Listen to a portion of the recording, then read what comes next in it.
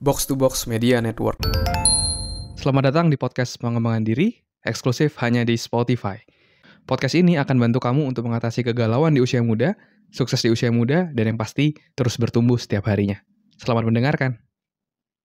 Hai, saya Andres Bordes, dan pada podcast kali ini saya akan share tentang gimana cara menemukan skill yang tepat untuk diri kita.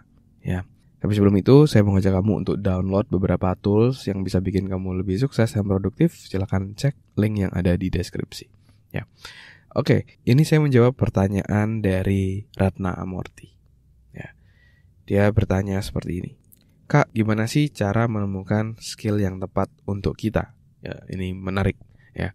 Ini Ratna Amorti DM saya di Instagram dan menanyakan hal ini, dan mari kita bahas gimana cara menemukan skill yang tepat untuk kita. Jadi mungkin prinsip ini beberapa kali udah saya sharingkan di podcast ini, dan saya rasa ini relevan, dan kalaupun diulang pembahasannya pun saya rasa tidak masalah, karena perlu untuk repetisi sampai akhirnya kita bisa benar-benar paham dari poin yang saya sampaikan. Dan poin ini adalah salah satu habit dalam buku 7 Habits of Highly Effective People. Di habit kedua ya, yaitu adalah start from the end in mind, atau mulai dari akhir. Ya. Kenapa kok kita bingung dalam menemukan skill yang tepat? Seringkali itu dikarenakan karena kita langsung berpikir, apa skill yang saya butuhkan ya? Langsung mencari apa skillnya gitu. Tapi padahal sebelum kamu melompat ke skill, biar lebih gampang untuk kamu bisa tahu, kamu perlu tahu dulu apa goalmu, apa yang kamu targetkan. 2 tahun lagi, 5 tahun lagi, 10 tahun lagi, kamu mau jadi seperti apa? Kamu mau berkarir gimana? Kamu mau punya kehidupan seperti apa? Nah, setelah kamu udah tahu apa goalnya, baru kamu breakdown ke goal-goal kecil lainnya.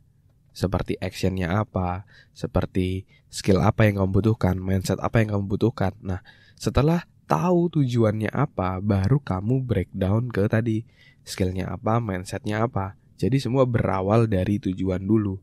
Kalau kita tidak punya tujuan yang jelas, akhirnya kita kebingungan menentukan apa yang mau kita latih untuk kita bisa punya skill. Akhirnya ya kita cuma belajar-belajar aja, gak ada semangat-semangatnya, dan bahkan seringkali sia-sia. Karena apa yang kita kerjakan, apa yang kita lakukan itu gak sesuai sama apa goal kita, apa tujuan kita kayak gitu. Dan kalau berdasarkan observasi saya, seringkali kalau kita nggak punya tujuan, akhirnya yang terjadi adalah kita ikut-ikutan. Oh, si A, temanku ada yang misalnya masuk jurusan IPA, dia masuk IPA. Terus ketika kuliah, oh temanku paling banyak masuk ke misalnya teknik industri, akhirnya ikut teknik industri. Padahal sebenarnya nggak sesuai sama tujuan dia. Tapi karena dia nggak tahu apa yang dia mau, akhirnya dia ikut-ikutan, dan dia mengakuisisi atau melatih skill dalam dirinya yang sebenarnya bukan dia, tapi malah sebenarnya itu kebutuhan teman-temannya. Ya. Jadi mulai dulu nih buat Ratna, tentukan dulu apa goalnya, baru kamu breakdown ke skillnya apa saja. Kalau misalnya contoh sedikit, kalau saya dulu, sebelum saya menentukan apa yang mau saya latih, saya tahu dulu tujuan saya seperti apa. Saya mau jadi trainer, saya mau menjadi seseorang yang bisa menginspirasi banyak orang. Saya mau menjadi ahli di bidang HR juga, atau human resource. Nah, setelah saya tahu itu, baru saya breakdown nih goalnya apa saja. Nah, untuk menjadi seorang trainer yang sukses, saya perlu kemampuan public speaking. Setelah tahu itu, ya udah, saya latihan. Saya belajar, beli buku, ikut seminar, ikut workshop. Setelah belajar, saya praktek. Sehingga apa yang saya pelajari secara pengetahuan itu berubah menjadi skill. Ya, jadi ada segi praktek di sana untuk mengubah dari tahu menjadi bisa, dari sekedar knowledge jadi skill gitu. Ya. Lalu saya mau juga menjadi HR director. Goal saya, visi ke depan saya.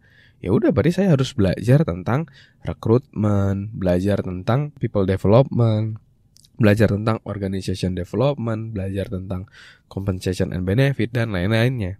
Nah, itu udah saya breakdown, udah saya bikin mind map-nya, apa aja yang harus saya pelajari. Saya akhirnya ambil LinkedIn Premium supaya saya bisa belajar hal-hal course-nya yang premium di sana, kayak gitu. Nah, jadi apa yang saya pelajari sesuai dengan goal saya. terus saya praktekkan dan sekarang berada di jalan itu gitu. Meskipun belum jadi HR director, tapi saya mulai melatih diri, mulai memantaskan diri, mulai mengakuisisi skill-skill yang saya butuhkan untuk mencapai ke sana. Jadi tahu dulu apa yang kamu mau tuju, baru setelah itu tentukan goalnya. Nah, pertanyaannya buat kamu, apakah kamu udah tahu apa goalmu? Terima kasih sudah mendengarkan episode kali ini. Semoga bisa bermanfaat dan menginspirasi. Dan kalau kamu merasa bermanfaat, kamu bisa kasih rating bintang 5 di podcast ini. Supportmu sangat berarti untuk kami. Dan juga kamu juga bisa share podcast ini ke sahabatmu, teman-temanmu, pacarmu, gebetanmu, saudaramu, agar orang-orang di sekitarmu bisa jadi jauh lebih baik dan terus bertumbuh setiap harinya. Dan kamu bisa juga share di Instagram, di Instastory, silakan mention @andreasbordes, nanti saya akan repost. Dan buat kamu yang mau belajar bikin podcast, kamu bisa bikin podcastmu sendiri di anchor.fm.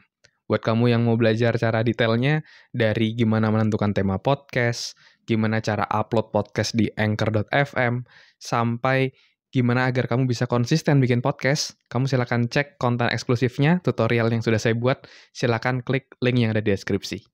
Terima kasih semuanya. Never stop learning, because life never stop teaching.